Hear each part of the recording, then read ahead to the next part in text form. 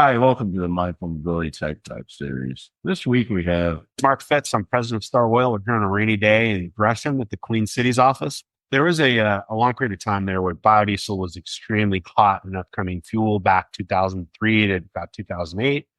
And I had a lot of luck at various green transportation type of conferences. After 2008, that recession, it kind of took out everything that was going on. I heard about McCoy Freightliner. Ryan Trice was there doing a green transportation expo. And I reached out, was able to get a booth there and try out that show, I believe the first year to Sheridan. And I got to know Brian from that. And then over the years, have just been a big fan of what I get from that show in the way of talking to actual operators of fleets, what they're experiencing with the various types of fuels, technology, new vehicles coming down. Whatever's hot, whatever's cutting edge at the Great Transportation Summit, you meet people who are using those vehicles and they're going to hear firsthand their experience. I'd say that the way to describe GTSE and clean cities is it's not in alternative fuels. You have a lot of ideology, a lot of politics. When you drill through that and you talk about the people who actually do it, right? GTSE and Clean Cities gives me access to people who actually know as I'm trying to figure out where I fit in the greater world versus reading the news, which isn't exactly genuine in the information that it presents. the difference with GTSE versus other shows, or GTSE and Clean Cities versus other shows is we actually do have, the people that are there, or people that are there actually know what they're talking about. Right? Like, so I can bring in a bunch of junior people who get exposed to a bunch of alternative energy stuff, sit in a booth, talk to a bunch of municipal fleet managers. They go out and they have drinks with these people too, and they're talking, and they come back with this wider view than we just sold these. They see where we fit and how it fits and what it means. They also see that above 36,000 GVW, you get into heavy duty diesel. There is no electric option that will work 2 shifts in one day in the winter. You have an ice storm, you got to go to work. You're a utility, it is go time, right? You're a municipality, you got to plow streets. That electric vehicle is not currently going to serve you. I'm not saying it won't be like that in a decade, but right now, for them to kind of hear that firsthand and understand that we have a great deal of service we provide with low carbon diesel, such as biodiesel and renewable diesel, our ability to solve some fundamental problems by being easier to work with. They see that. And I don't get that at other conferences. Well, and that's a good thing. So building that report for fleet managers is really important and stuff. I mean, because they really do need to get they are really looking for what the actual, answers can be and stuff. A lot of times they got to read a million things online or do different things and stuff. And I think our show and our coalitions, for that matter, the Clean City side, provide that advocacy, that expertise. And it's not just fleet stuff though too. It's whether it's obviously we've done a great job over the last couple of years with grants or writing grants and putting together workforce development, looking at all the potential types of training that that you're going to need to have. Whether or not you like electric vehicles, EVs are not going away. Every major OEM is going down that direction.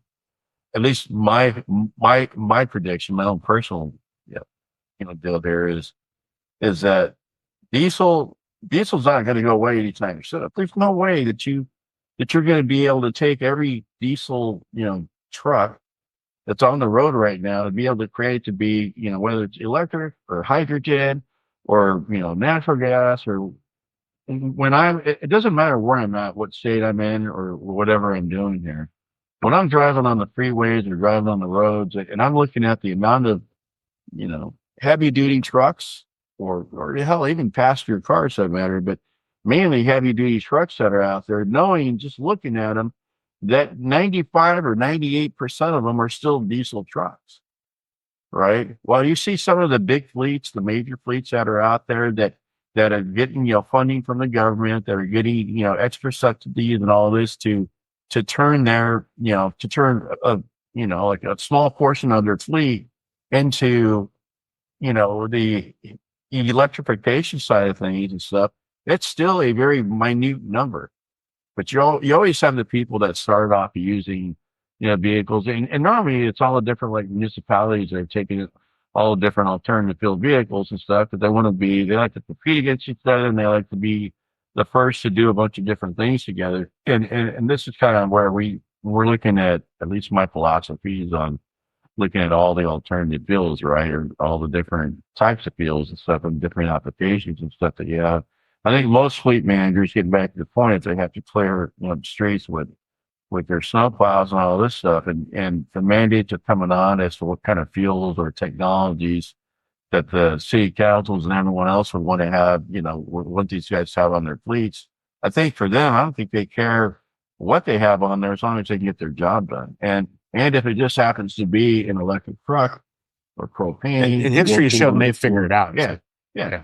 So that's a good thing about that stuff. And I think that's where, getting back to your point, I know this is kind of going down a different road, but it's incorporating all the alternative fuels here is that, you know, not everything fits into one category here. And I think having the different, the fuels, the hydrogen, the propane, natural gas, electric hybrid, and all that stuff, it kind of plays into what can work in the different applications within. And it's a good thing actually, because if one fails and you have something else to pick it up, and you're still able to keep the ball moving forward here. But getting back to your point here though, as far as getting the job done, right? If one of these other fuels or technologies that's being mandated is actually working within one of the fleets right now, then that's a good thing here. So you're still kind of keeping things going here. And I know we can go in a bunch of different directions. I have a good story on this. I think back probably been about 6 years now, maybe 7 years. There was the big fires that we had out in we didn't have, but California had out in the Sonoma Valley out We there. had some pretty big fires. Well, I know.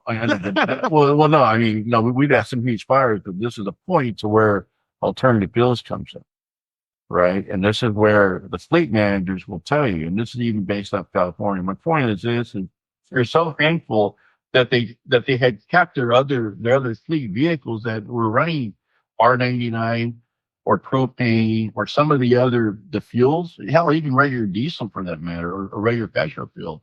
They're so happy because what had happened was all their electric trucks, right? And I mean all of them, their cars and their trucks, they melted. Everyone thinks that electric vehicles are the answers for everything, and they're not. You need the other fuels and technologies. And then the fleet folks from out there in that particular county got on the record basically, talking about the other fuels and why why it's so important to have a little bit of everything. I mean, listen, I'm excited about electric. I'm excited about alternative fuels. It's what I do. It's what I believe in. Right. But it takes a few years to get there. Municipal fleets have always figured things out because they have to.